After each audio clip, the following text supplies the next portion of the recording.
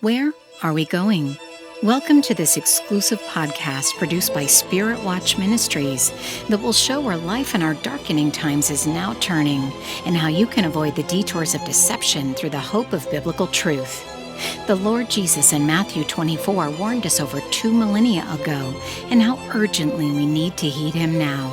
Our host is Pastor Rafael Martinez, a seasoned Northwest Indiana-based minister, intercessor, and counter-cult apologist who will help you discern the journey of change we're all on as the last day of the last days now winds down.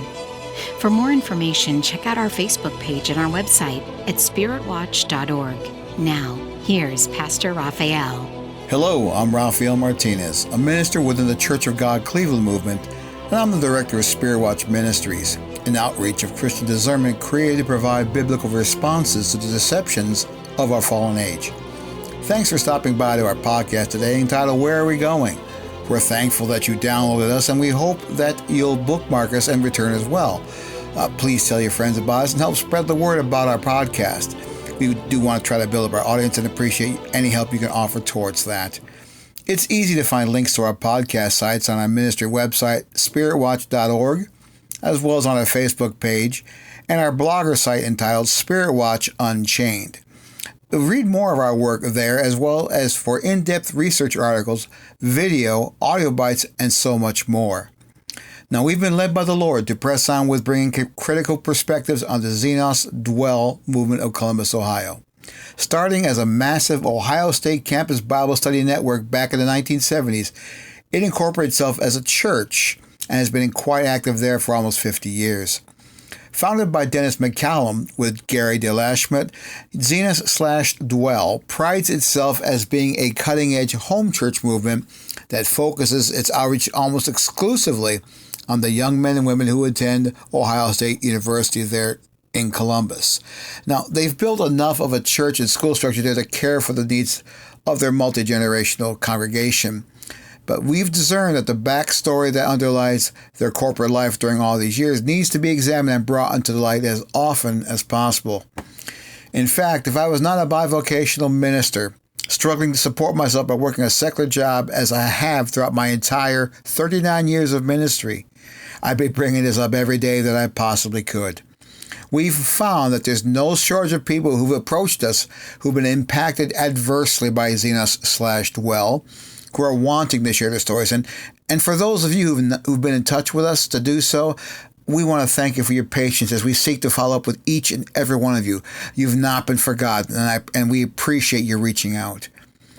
Now, while there are many dimensions of the social chaos that Xenos/Dwell has brought to thousands of young men and women under which we could examine, there's one tragic common denominator that they all share, which has been the terrible abuse and damage that this movement has wrought upon them as they were being so-called discipled, under the church's auspices, of course. Among that great host of damaged disciples is Erin Kreiter, who wanted to share her own journey through and out of Xenos/Dwell.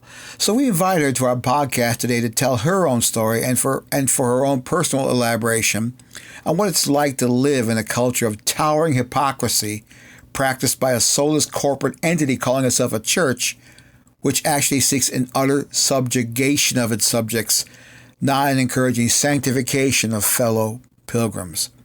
Xenos' inner circle is a cultural mechanism used to create clones, self-representing it by using the popular evangelical terminology as a missional replication.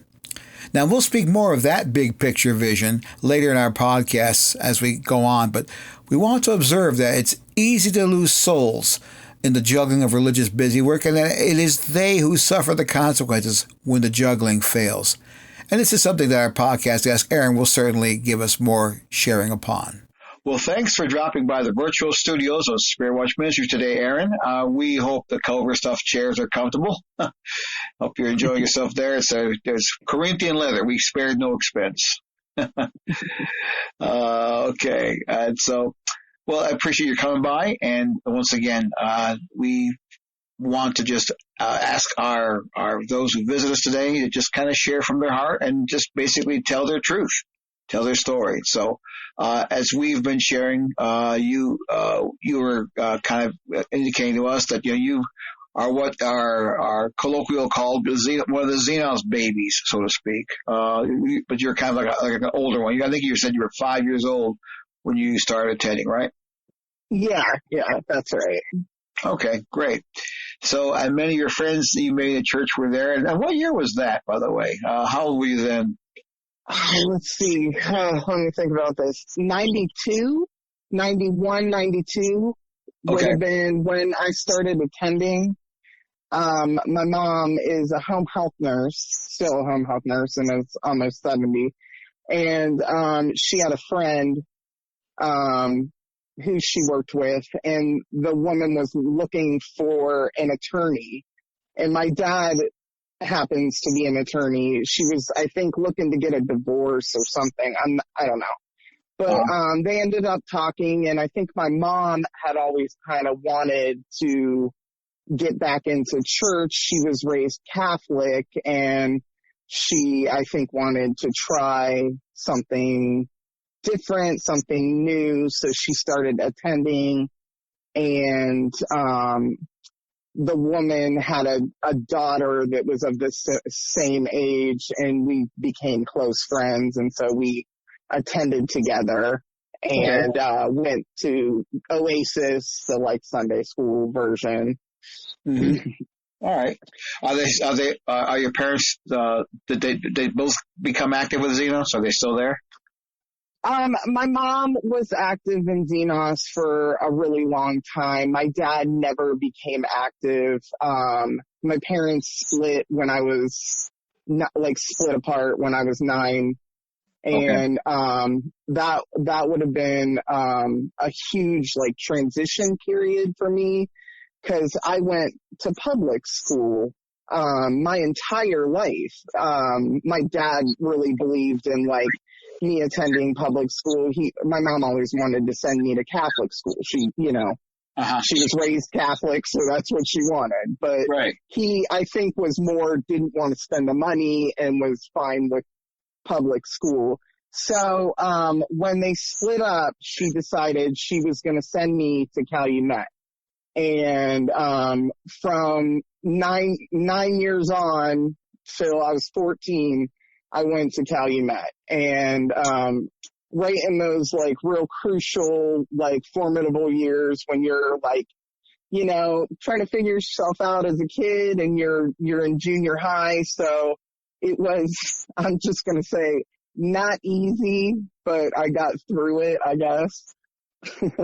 Right.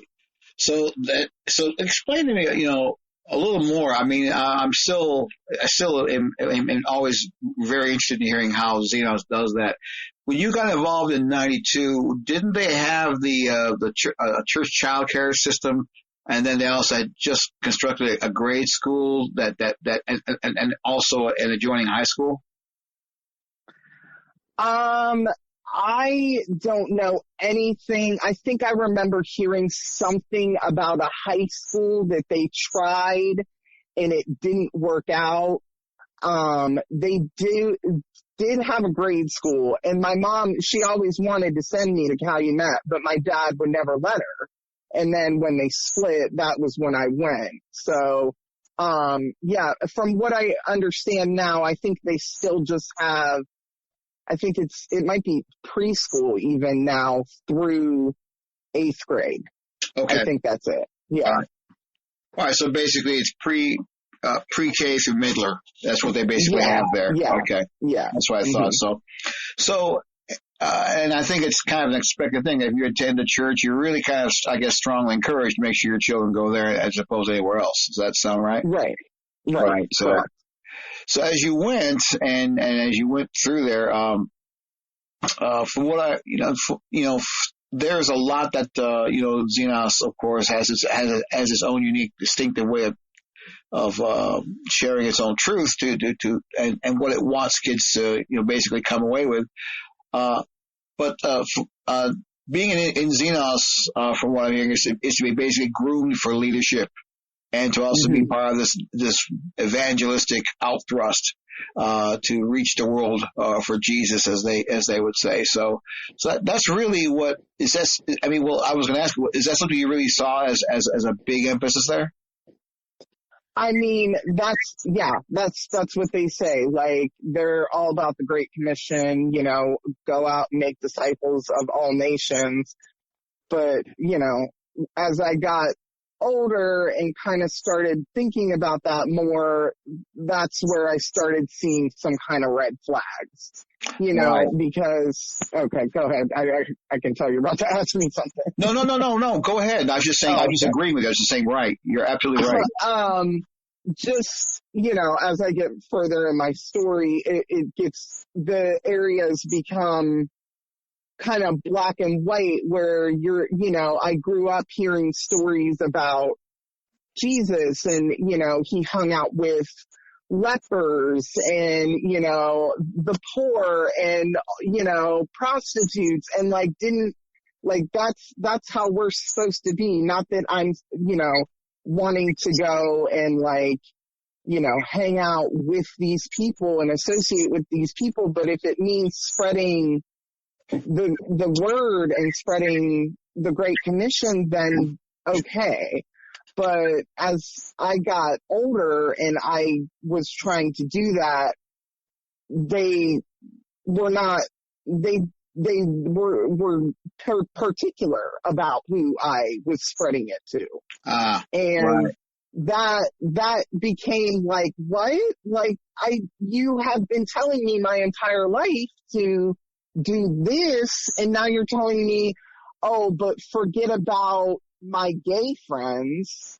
Forget about them because they're a lost cause. I mean, that's an actual quote from one of my leaders, Right. And to me, that was something that didn't seem at all right.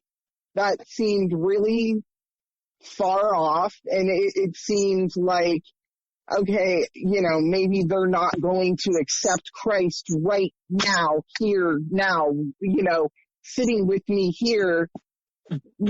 Okay, but you never know, this is God, he's going to work when he's going to work, and we can't put a stopwatch on his timing, it just seemed like they were trying to move things more according to the way they wanted it to work, or in the pace that they wanted it to work. Right. Rather than actually allowing God to move in and work with this person's heart, you know? Right, exactly. And that was disconcerting to me. So right. I was like, that was just one of the things, so right. Grew up, having that set in my mind, being conditioned with that in my mind. Okay, when you're in middle school, you're not so sure who's going to come out as gay or who's not, So then when you become an adult and you figure out who these people are, you're telling me that I shouldn't go to them too with the word and, this thing that I know that's supposed to be so special, and it's supposed to, bring them salvation and, comfort, and you're telling me I'm not supposed to share that with them, that was one thing that was very, I don't know. I had issues with that, as I got in the college years, for sure. Right. So that kind of, like I said, that kind of perspective, looking at gay people as if they were this, as you say, the lost cause. They're yes. The homosexual people were just beneath your attention. That they were it was a waste of time to say anything to them, to get close to them, to relate to them as human beings. That was something I think you probably caught more when you were in the as you got older, yes, toward the high school years, right? So definitely, yeah.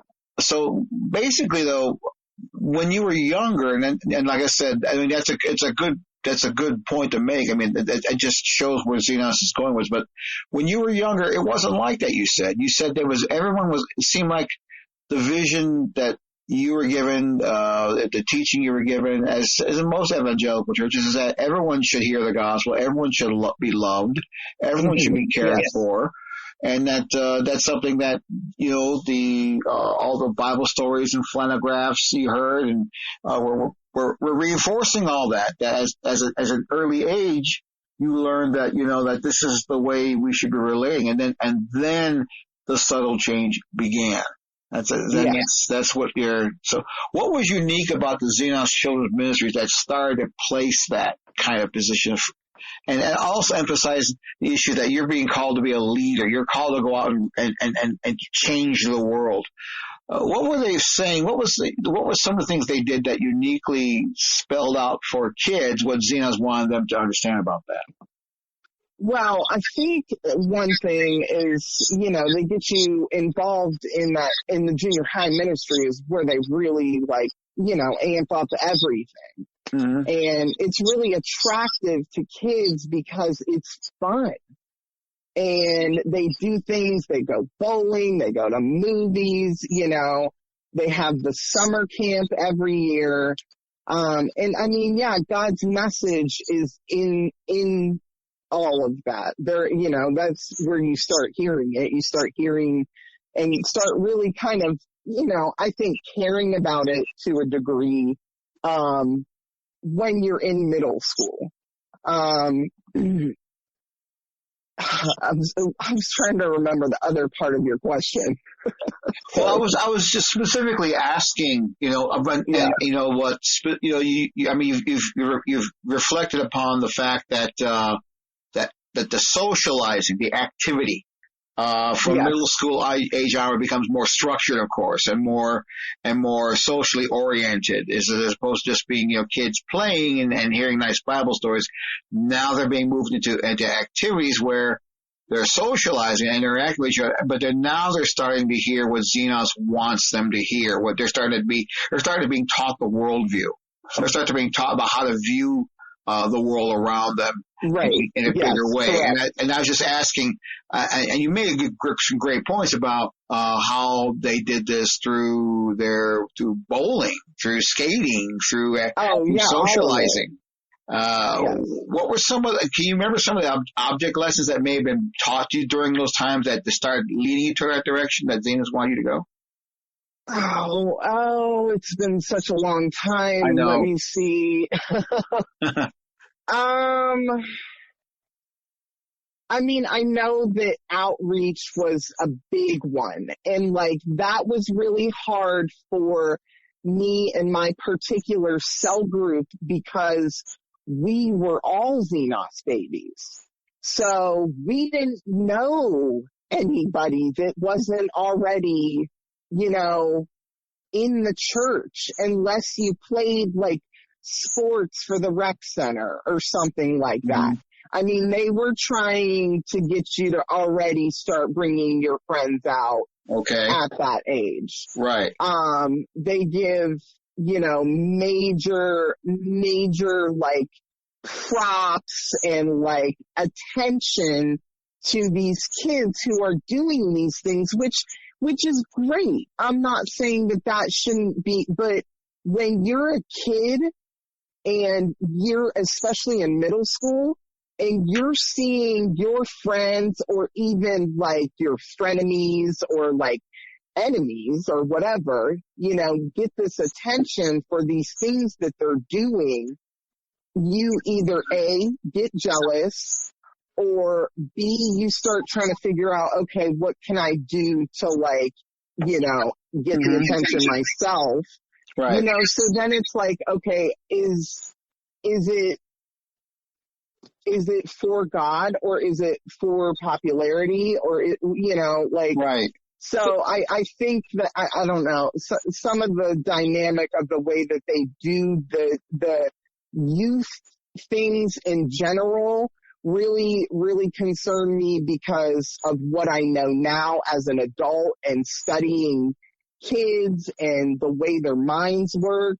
I don't know. Like you instill these things at a young age to get this product, now and from now on, and it's kind of, it's scary. Like you put it to me, you're creating robots, Mm-hmm. And one thing you notice when you get into high school group is that will continue, that either a competition to keep up with each other and be the best Christian or whatever. I don't know if you've ever seen the movie Saved.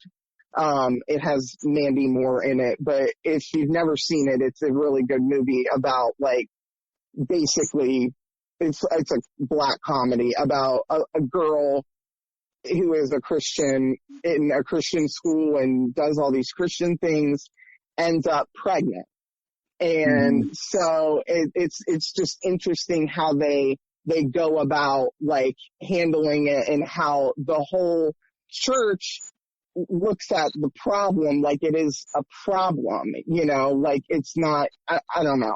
I'm going off on a tangent, but I just think that when you start putting these things in kids' minds at a young age, then I kind of feel like you know what you're doing. You know exactly what you're doing, whether it be for good or for bad, Right, exactly. So, well, according to Scripture, the Great Commission of Jesus Christ is his call to reach the world with a personal proclamation that comes through your personal words and deeds, how you live, and how you live out the truth of the gospel, which calls people to trust on him for salvation and to love and serve God and others in his name. I mean, that's, to me, what the Great Commission is according to Scripture.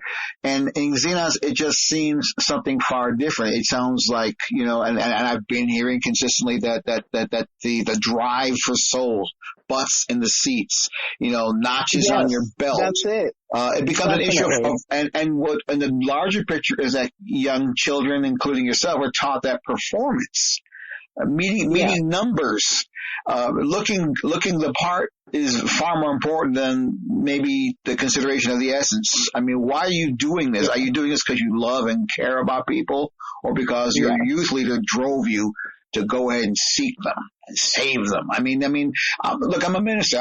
I believe in salvation. I believe in reaching out, but there's ways to do that are so alienating and so self-serving that they just fit hand in glove with the ulterior motives that a group want to replicate itself, like Xenos pushes. Right. And then you wonder the quality of everyone's walk with God, because all you're pushing for is numbers. What about your people? What about your people? That's what I think about. I think about the many people that I saw just kind of fall by the wayside because we're so focused on this one main goal of replicating, and like, I don't know. It got overwhelming when I was in college group, to say the least. The relationships began as very, vibrant and awesome, and, the kind of deep relationships you want to build, especially when two people or multiple people are seeking the same thing and are loving God, but then as that replicates and it just keeps happening like that, there's no time. There's no time to build relationships. There's no time to sit and reflect. There's no time to do that, because, I mean, what are we saving the world, or what are we doing? Are we, it gets to a point where you're like, what is happening? So. Right. And that's a great question, because that's where it becomes a really crucial bit of wrestling within people about the whole nature of faith. Is faith a system of works? Is it something, is it a cultural moray? Is it something you're doing to comply with the demands of an authority that speaks for God and says, well, this is what you need to do? Or is it something, and I think it is, something far more deeper, something far more personal, something that should be owned by someone as a response of their love for God and their love for people? That to me is what makes the big difference here. You know, in the Christian faith, disciples are learners who are seeking to make their faith better and to serve others better. Is that something you actually learn in that system of, or would it seem more like you're just being conditioned to be a certain way? Honestly, I honestly feel like it's conditioned. You're like conditioned to be a yes man, you know? Right. And the minute that you're at a certain point, like I can't really say if you started having questions in middle school, what it would be like, you know, but, when I started questioning things in my college home church, it was like, what? You know, like, what did you say? Who stood up in the back over there? You know, like, and it the only thing is like, I want things to be edifying, you know, which is a Xenos word. I'm sorry if that was triggering for anybody, but edifying is what I want. I want good relationships. I want to know that, like, when I come here, you know, since I'm spending 5 nights a week hanging out with you guys, like that, you know, when I get off work, that I can come here and that, you know, I can have some encouragement or just even be like in your presence and feel, you know, comforted, you know, like, it got to a point where it became like there was none of that.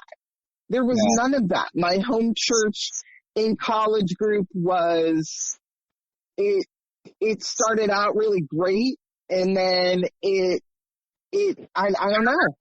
Everybody stopped hanging out with each other, and the minute that I tried to bring something up about it, I had a bunch of mutual people in the home church that kind of felt the same way I did. Yeah. And it wasn't like cutthroat. I wasn't sitting here like, oh, I hate the home church, you know. It was like, what can we do to change this? Because I'm seeing this, and this isn't good for really the dynamic. And I want to see this change so that when people come into this group, they want to stay. They want to be here. Right. So, all right, we thought about it. We prayed about it. We decided before we go and have a meeting, we should ask Dennis what to do. So we asked Dennis. Dennis goes, have a meeting with your home church leaders. And I'm going to out my home church leaders. I don't care. Danny and Cheryl Walker, were my home church leaders. Okay. And, Cheryl actually discipled me for, a while. And that was an unpleasant experience to say the least. But, so we have this meeting. Everybody's kind of going through and kind of saying what they're seeing. It gets to me. I start talking and I say, you know, I don't see us fellowshipping. I don't see us, you know, really even showing love towards each other. So if we bring new people into this home church, you know, how is this going to feel? Can we try to start spending time with each other like we used to? Can we, you know, go to the movies? Can we go bowling? Because we did used to do things like that, you know. You learned that. Yeah, that's what you were taught through the whole thing. Ice cream. Yeah. Right, exactly. Yeah, exactly, through the whole thing. So I'm in the middle of saying this, and Danny looks at me and goes, just totally interrupts me and goes, sorry, it's like even thinking about it now, I'm like, oh my God. He goes, you know, sometimes home church leaders and their members don't always get along. And I'm like, all right. And he's like, and that just means that we have to part ways. And so he stands up right in the middle of this meeting with all of us. And he's like, and I have to go. And he walked out of the meeting. And I was just like I never, my whole life, like Xenos had been so supportive of me and my mom in particular for such a long period of time in my life that when that happened, I didn't know what to do. It was like having a family member slap you across the face. Yeah. You know? Yeah. And I mean, I don't mean to be dramatic, but I literally didn't know what to do because this was like my last straw. I was like, I can't be here anymore because this is negative. This energy. And so at that point I was panicking. Because I mean, I had never left the church other than I briefly left. I mean, probably my junior year of high school, I just up and quit the discipleship team because my cell group disbanded and like nobody cared.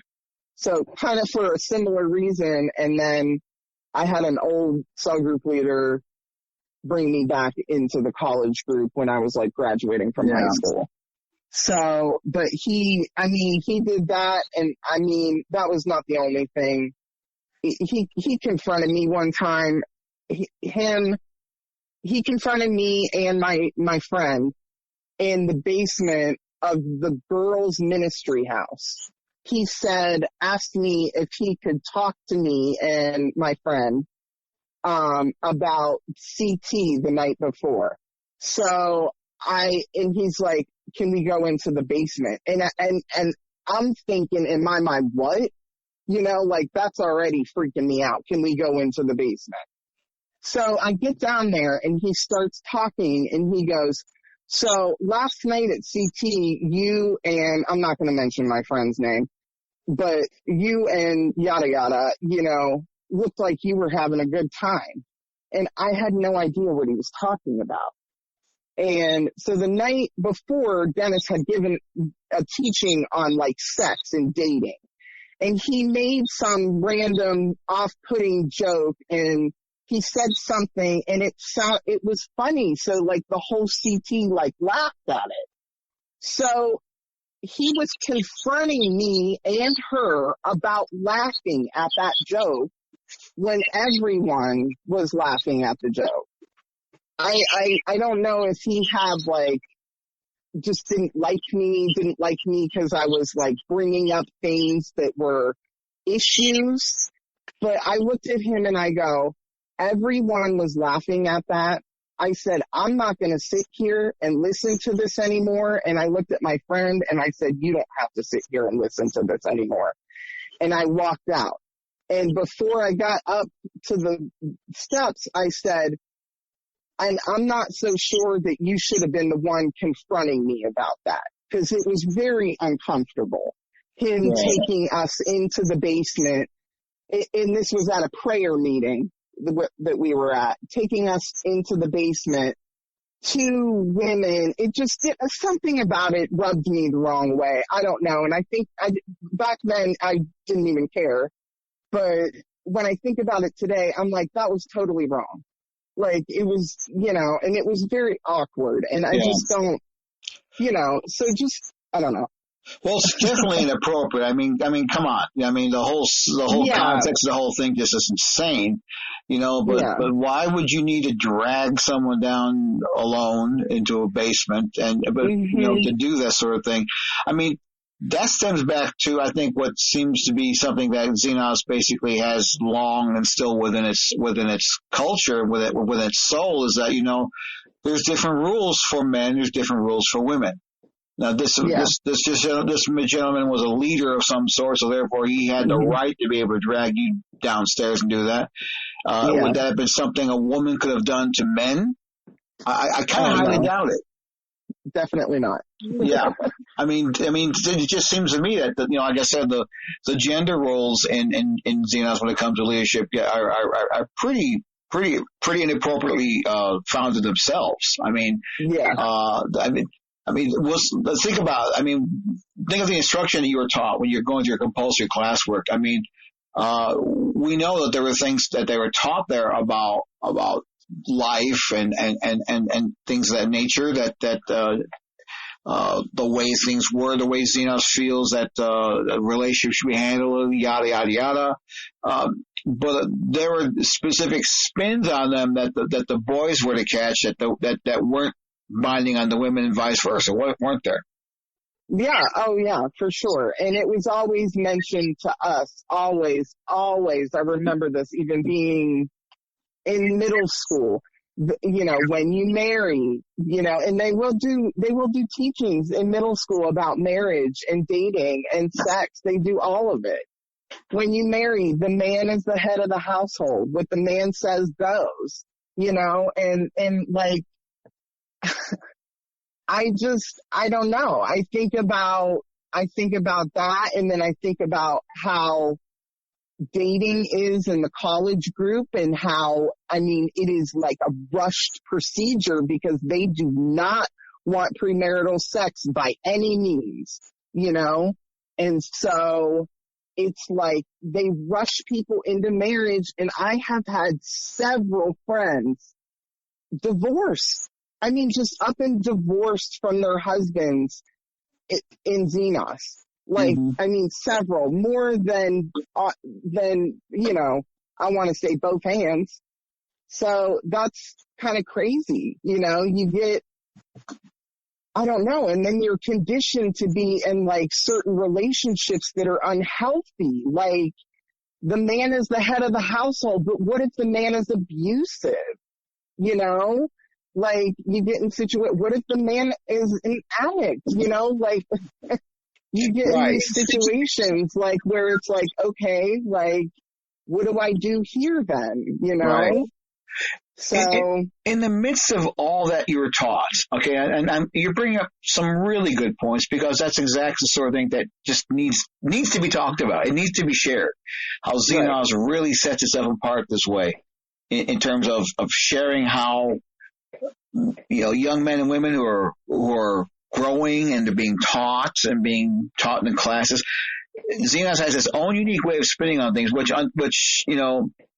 go, I think, way beyond, I think, the traditional evangelical interpretations of that. I'm not all that crazy myself, even though I'm an evangelical Pentecostal minister. I'm not all that crazy about some of what is said within our circles about that.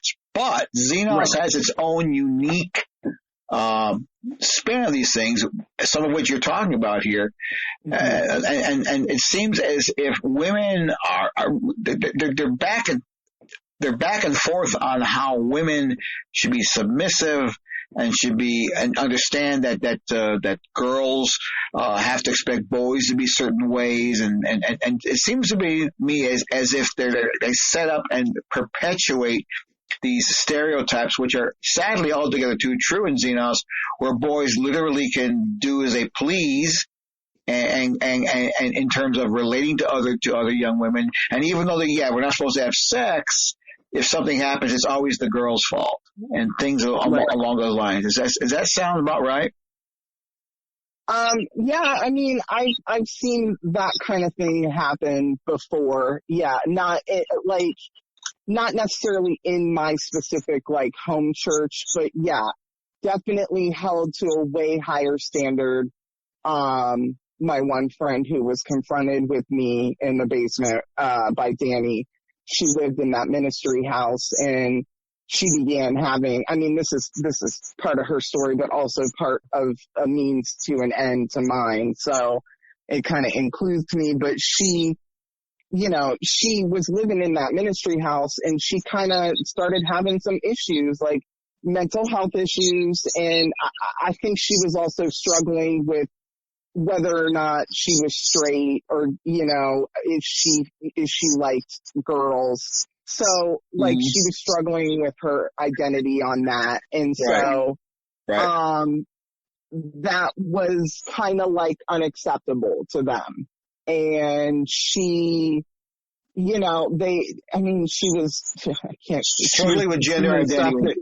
You're saying struggling, discussions with struggles about gender identity are off limits, as you said. There's something that leaders don't like to deal with. Yeah, and so, like, because she was having these problems, I don't know what happened, but I used to talk to her every day, and then I called her one day, and she didn't answer. And that was really unusual. And so I kept trying to get a hold of her, and she wouldn't answer. And this was like going on 2 days. So finally I drive over to the ministry house, and I'm trying to find her. And I walk in, and one of the girls who was also in my home church, was like reading the Bible, and I'm like, hey, I don't mean to interrupt you, but where have you seen Betsy? And she's like, choose me out. You really should call before you come over. And I'm like, oh my God. I flipped out and left. I left. And I was freaking out at this point because I hadn't talked to her in 2 days. And that was just not usual. So a mutual friend of ours who was in the home church but also left, her parents happened to be leaders on the west side, at the West Side CT. And so somehow they got a hold of the information that she was in net care, which is, I don't know if you know what that is, but it's like a hospital that they send you to when you're like, want to kill yourself or just having like a mental like breakdown. And it's like, okay, if she was going to net care, that's fine. But why can't you tell me that? Knowing that that I care about her and that I talk to her every day, why can't I know that? Like they didn't want to tell me. They literally would only talk to my other friends' parents who were leaders in the church. And that was another major red flag. And I was like, this doesn't make any sense. That a person that I care about in the church, you're not going to tell me about their well-being when you know that I'm concerned about it and thinking that this person might be dead, might be, I have no idea, So that was another big thing that I was just like, this isn't, I don't know what they told her about her mental health or what they told her to do, but all I know is that the way that they handled it was inappropriate, and I don't know. I don't know. Sure. I just know. Sure. Yeah. I mean, here you have this group, Xenos Christian Fellowship. I mean, think of the words you just spoke. Xenos Christian Fellowship. You're supposed to be, saying to the deepest, ideals of Christian community and love and care and concern. I mean, that's what I would think that someone like Dennis McCallum or Delash Schmidt or the rest of their tribe would want everyone in the world to hear, especially in the evangelical world outside Xenos, which is what they really want everybody to hear, is that we're just this non-traditional group of people loving each other as Jesus wants to love them. And yet things like what you're sharing are not at all anomalies. They go on all the time, where people just treat each other so ghastly. They just show absolutely antisocial, unchristian about what they're doing. And so here's a question I want to ask you about that. Now, I understand you're seeing these are red flags, and they're absolutely right. You're absolutely right there. That's what they should be. But if Xenos was the center of the universe you live in, how did you start realizing that there was such a right and wrong, that this was not the right way to treat them? How did you know that? I think it took a lot. I mean, I honestly still think I'm recovering from a lot of it, which is why, I've been so, I don't want to say reluctant, or maybe apprehensive is a better word for doing this interview, because I'm like, I feel like I will be all over the place. But, is things that continue to occur to me over time.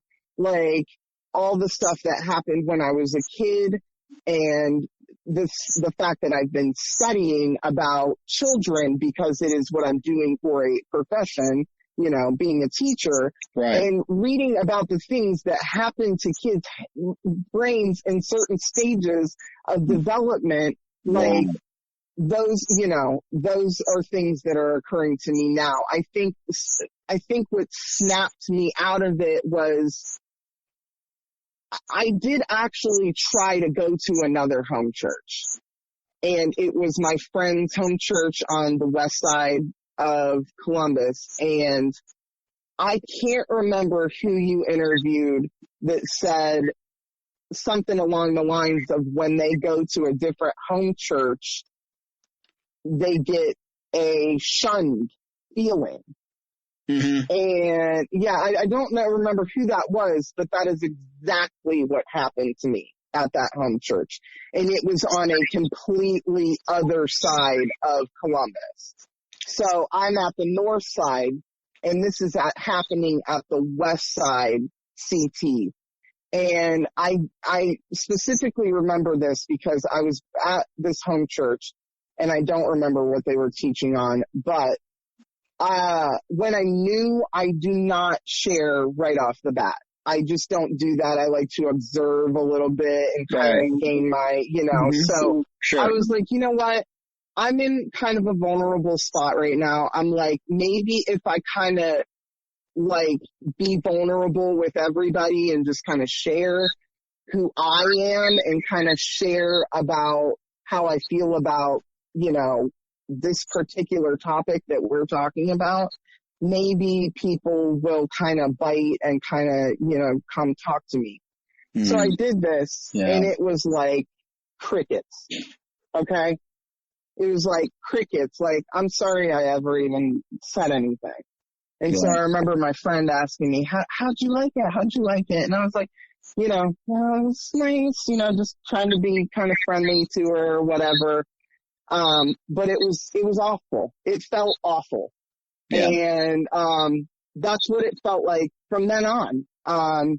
You're just shunned. You're automatically cast out. Like you have done something wrong. I remember my boyfriend, he would do this, but he lived in the ministry house, the guy's ministry house.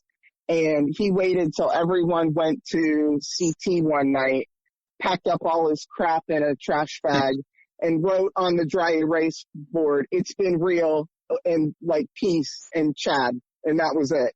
And nobody ever heard from Chad after that. But this was after I dated him the first time. Yeah. And everybody said things like, oh, he stole this, he did this, he did, you know. And so when I met up with Chad later in life or after Xenos and started dating him again, I was like, hey, they said that you did these things. Did you do this? And he was like, no.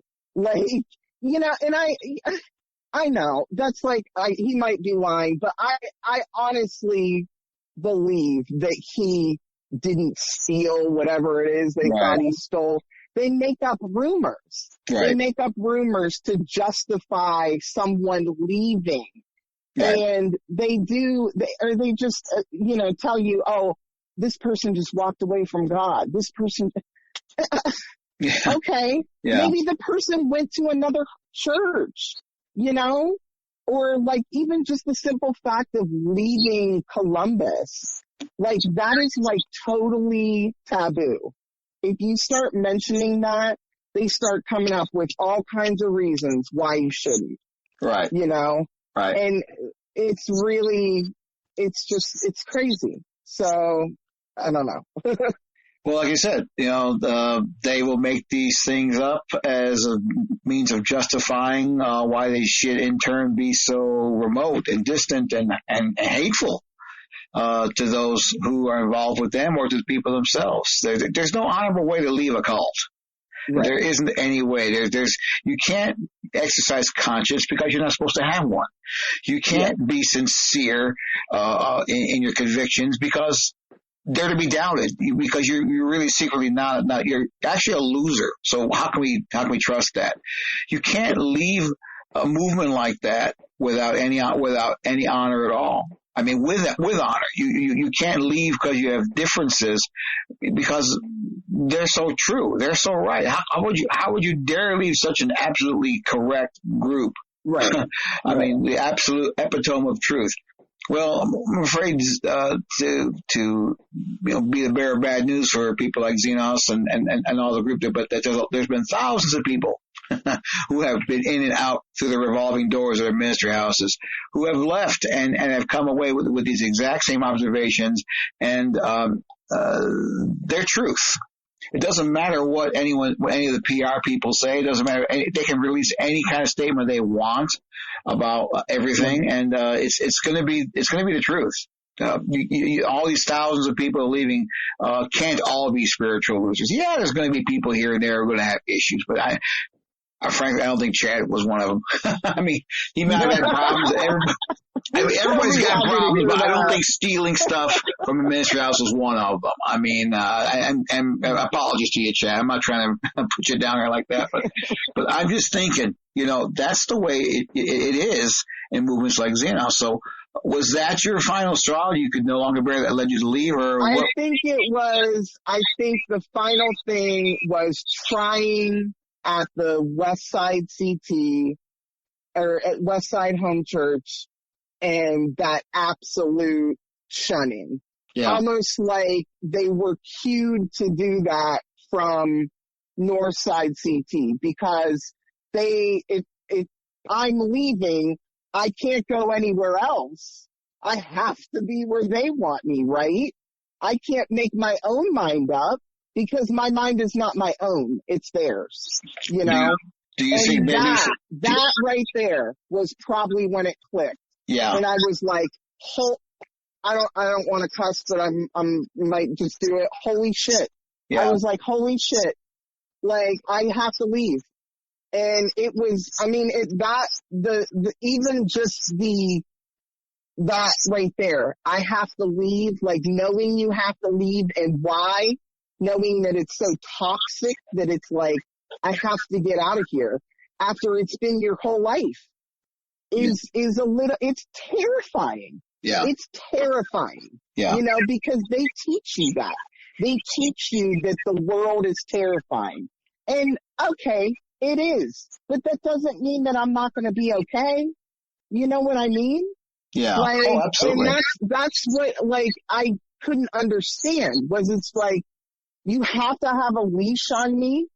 You can't just be happy that I might go to another church and be happy here. It didn't make sense. And I'm like, if it doesn't make sense, then it isn't right. You know? Right. It isn't right. And I was like, I started seeing all these things that were, contradictory to things that I had read in the Bible, things that they had taught me, right. And it was just like, what the hell is going on here? And then I honestly, I think I have to say that I wasn't even comfortable admitting it was a cult for a really long time. Maybe up until, I want to say 4 or 5 years ago was when I was like, okay, it's a cult, cause you have aftershock or something. Sure. And you just kind of oh, I wasn't in a cult. There's no way I was in a cult, right. We weren't drinking Kool-Aid. We weren't, but were you? Right. Question. Well, nobody joins a cult. Nobody lives in a cult. People join churches. They join associations. They join fellowships that are meant to uplift them and strengthen them. And that's your ideal. That's what you want. But in the end, structurally, you find that it's just the opposite, isn't it? Mm-hmm. Yes, yeah, very much so. Wow. So that really was the fatal flaw of Xenos for you then. It was just of realizing that they wallow in a hypocrisy that's just unbelievable to behold. Yes. I mean, and you're sharing with so why the testimony of so many who leave consistently is one of utter personal devastation and brokenness. It's because people go into this thing hoping to come something out of it. People go into Xenos hoping for something redemptive, something uplifting. They want to serve God. They want to. They don't want to. Like I said, they don't want to join a cult. They want to do something well with themselves. Yeah. They want to apply themselves in a way that they think pleases God and enables them to make a difference in the world. And then they find just the opposite, and then they realize the issue really seems to be more with them, as you were taught by all the shunning. Do you think maybe perhaps your leaders at the north side place where you were may have had a little conversation with the people on the west side? I would not doubt it, to say the least, because the two of them in particular are like that. I mean, not to be vindictive, but I can't say when my feelings about this will, not display hurt, like sure. She, just, she did something with me when I did the dangling the carrot thing with me, when she was discipling me, Cheryl Walker, and she, had a meeting with me at her house, and that night they were going to have like a home church like leader meeting at their house, and they were going to do dinner and all this stuff and talk about the home church and pray and whatnot. And so I was doing my discipleship time with her right before that. So she's talking to me about, being a leader and starting to give to the church. And mind you, I'm 19 years old and I don't really have two pennies to rub together. I think I worked at Bob Evans at the time in the kitchen, and I made probably minimum wage, and I worked part-time. So, telling me about tithing and doing that. And I mean, I'm not saying that I don't want to give to the church, but I'm trying to pay for, just trying to learn how to be an adult at this moment. Yeah. And she tells me I can't move into the ministry house, but, I can move in to her house with her and Danny, and it will be the same as living in a ministry house because they'll count it the same so I can be a leader. And I'm like, okay. And I really was like, I'm like, I'll have to think about that. Because at the time I lived with my mom. I wasn't paying rent, and it was like, I didn't live far. It wasn't like a problem for me. So I didn't really need to move. And so I'm getting ready to leave, and all the people are showing up for the leadership meeting. And she goes, if you move in here, then you can start being a part of these leadership meetings. And like as people are coming in the door. And I remember that like now, and I'm like, that was so messed up. Like that was so messed up. Like to do that to me, knowing that my heart was driving towards being a leader, knowing that I wanted to, lead younger women in Christ alongside of me, knowing that you would do that and dangle that above my head, trying to get some kind of response out of me. Like at the time, I was like, oh, I'm going to go for it. I'm going to do it. I'm going to do it. Because that's, good dog, right? So like, I think about it now, and it's just so, it's just gaslighting at its essence. Yeah. Like, and I can't believe it. Like, and I continue to talk to my mom about that, and my mom goes, what did she ever think moving you into her house was going to do? And I was like, I don't know. Like, I don't really want to think about that, because it's like, it's weird to me. It's weird to me, especially with the way Danny treated me. I would have been living under the same roof with him. Like, I wouldn't have been doing that. But the other part of my heart would have probably sacrificed my uncomfortable feelings about Danny so that I could get that leadership position. Because that's what I wanted. That's the gold ticket. That's the Willy Wonka and the Chocolate Factory golden ticket, Right. So and that's what she's doing. And that's what you've been pushed to do. I mean, from your middle school days on, you start taking leadership classes, right? And these classes, it was taught, that's the epitome, that's the creme de la creme, mm-hmm. that's the Mount Everest of spiritual life, is to be a leader in Xenos, right? Mm-hmm. Yes, absolutely. Being a leader meant everything.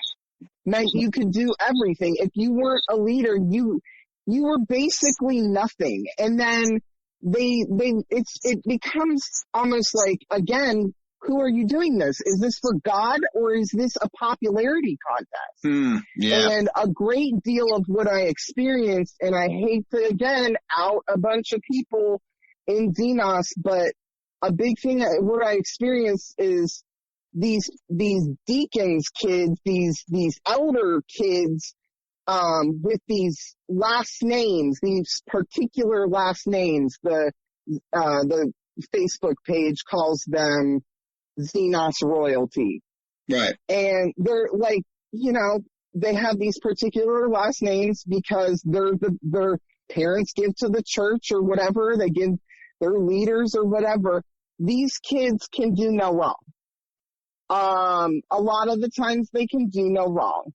And they are put in leadership positions when they deserve them. And or when they don't deserve them. And it's kind of crazy watching that happen. You know, you've got kids who, I like to think about the chick from Footloose, the daughter from Footloose, and how crazy she was, like kids that are supposed to be the pastor's kids and supposed to be all well behaved, but are actually the craziest kids in the bunch. Right. These are the kids that you have leading. And that's like, okay, but I bet there's a bunch of other junior high kids that are really actually committed to this cause instead of you just lining up these kids that are, and that's what they do, and that was another thing that I had experienced there. They'll just, certain last name, McCallum, Delashment, whatever, Lethbol, doesn't matter, as long as the Benedum, as long as they are leaders' kids, they will put them in leadership positions, and they might not even be deserved, or these people might not even, be living a life kind of worthy of doing it. And they end up giving these really cool things like, going on these missions trips to like, kind of, I feel like people that don't deserve it,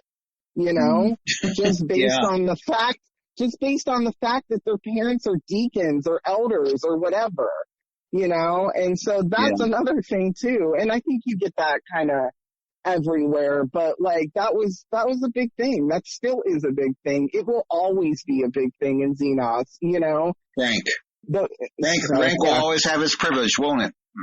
Right.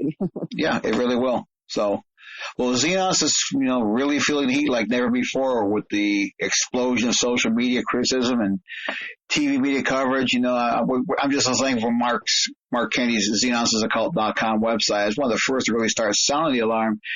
I'm grateful he's now got a lot more company coming in. What's your reaction to that? How you been feeling about what's going on there?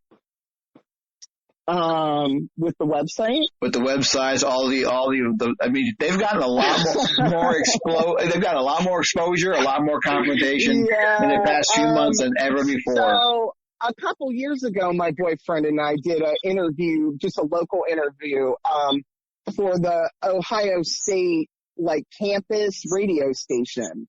Oh, and really? It was just when Mark had his website up.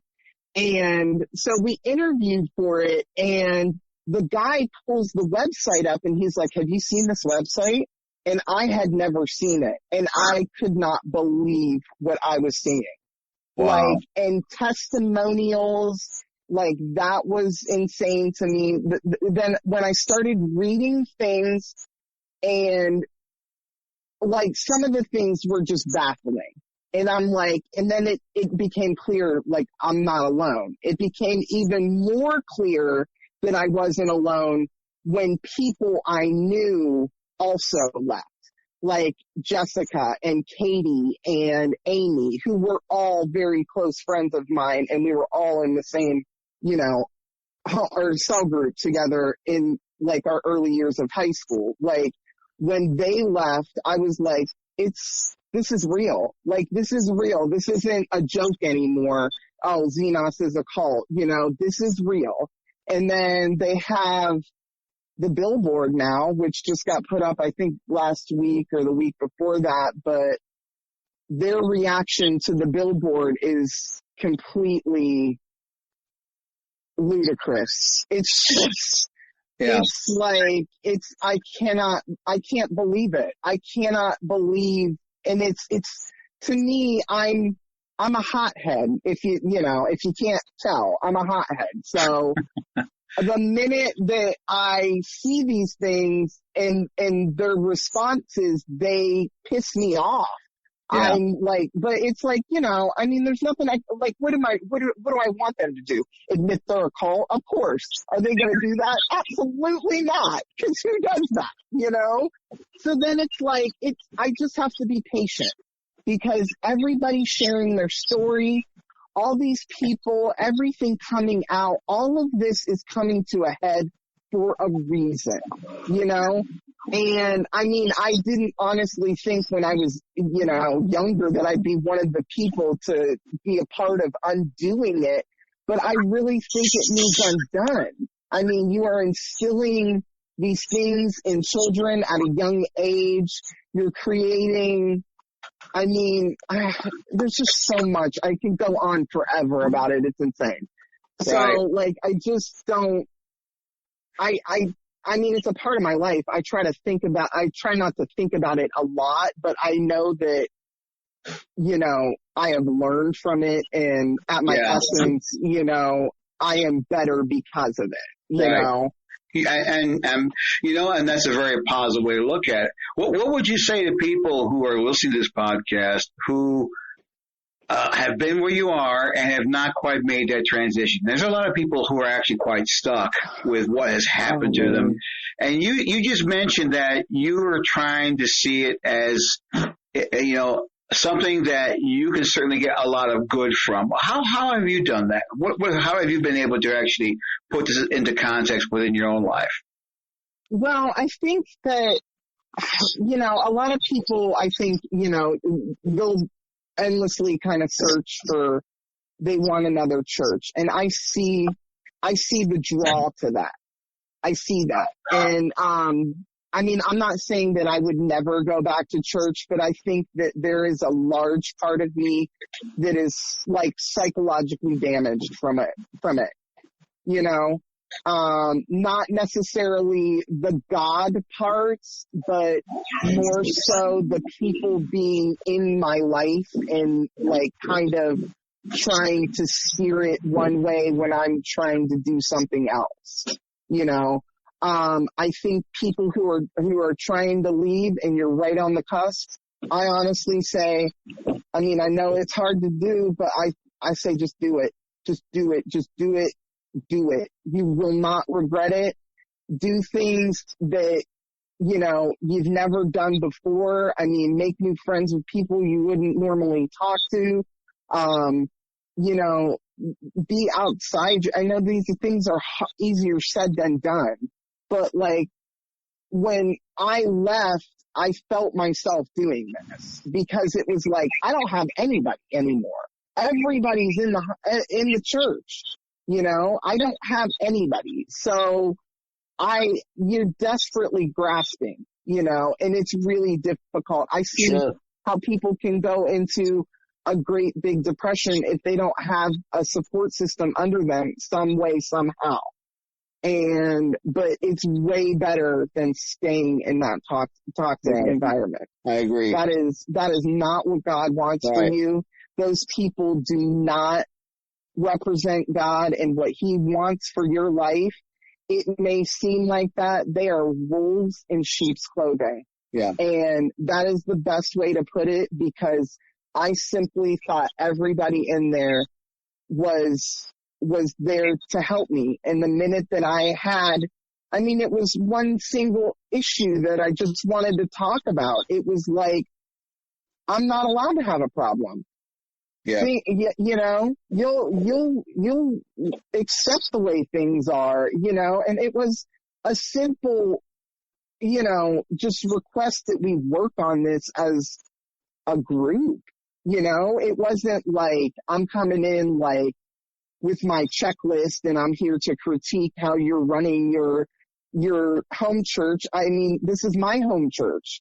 Yeah. I mean, shouldn't I take some ownership of it? Shouldn't I be noticing these things? I mean, wouldn't it be weird if I just continued to go about everything as it always is and not raise any questions or, Yeah, absolutely. I don't know. Yeah. And that's the whole sad, tragic thing of it, a very laudable and very understandable part of how the Christian faith should be lived out is in community, is in sharing relationships. So when you are taught to do that in a place like Xenos, and you start thinking that this one anothering concept that Dennis is so big on about people, caring for one another, loving one another, and moving with each other, and living with each other, and learning how to interact with each other. When you start getting down to that nitty gritty, suddenly it's like unsavory. It's something that shouldn't be dealt with, and that's a damaging thing. When young men and women first reach out, start being vulnerable, start being open, start being connecting with one another in such deep ways, and in the most absolute arena you could be. We're talking about heaven and hell, life and death, right and wrong. Right. You start going and you start talking in that context, and then they get treated like this. It's crushing. Right. It's damaging. Yes. But it doesn't mean that there isn't a reality to that someplace else beyond that kind of hot house. And yes. I would think that, with what's going on with the websites and all the social media, I mean, there is definitely life beyond Xenos, and that's one of the things that I appreciate your coming on to share that insight, because that really is one of the things that I would hope people come away with anything that we've done in these podcasts. So I really want to thank you for the time we spent today. But in closing, I would just give you a little bit more time here on the floor, and something we'd like to do is to all those, something we like to share with people. Something we like to provide for our guests who come on and share so freely to people who are within their respective movements or where they're at. Is there something that perhaps you maybe would like to share with someone or anyone, or with people there at Xenos? You maybe would like to send a message back to, something you'd like to share in closing that would maybe give some people that you care about food for thought, or just in general. I'd say, I guess the day of reckoning is upon us. And, I mean, they've, Xenos, dwell, you can change your name to whatever you want to. You've got a lot to answer to, Mm-hmm. And it's not to me or the individual stories anymore. This is to God. You have to answer to God for these things. And, part of me, I know sounds, spiteful. And of course I'm spiteful, but a big part of me is just my heart is broken. Because, a place that I trusted with, my heart, and I gave so much of my heart to, continues to do this to not just people that I care about, but other people that I don't even know. And it's just a vicious cycle. And I mean, it's coming. You can hire PR directors, you know. It's just, honestly, I just think time to stop running, you know, time to start seriously looking at it. Mm-hmm. And for people who are in it, you know, it might take you a minute to snap out, and it's understandable. If you're right on the cusp, I'm telling you, jump in with both feet. You won't regret it. Yeah. There will be people there to catch you. And one thing that I always like to think about is, Katie Reinecker, my friend, wrote that paper about her experience, and she's very intelligent, so the paper can be a little tricky to follow at certain points, but when she shares her experience, it is just explicitly clear that, you know, she too, her heart was broken. Sure. And she talks about how people also need to answer to this, but how it's not Xenos or Dwell are the people who are fixing it, and the people that come out of there. It's people like you who are doing this podcast for us to have a pedestal to air what we went through. It's people that are professional doctors and psychiatrists that help with these problems. It's the community. It's co-workers.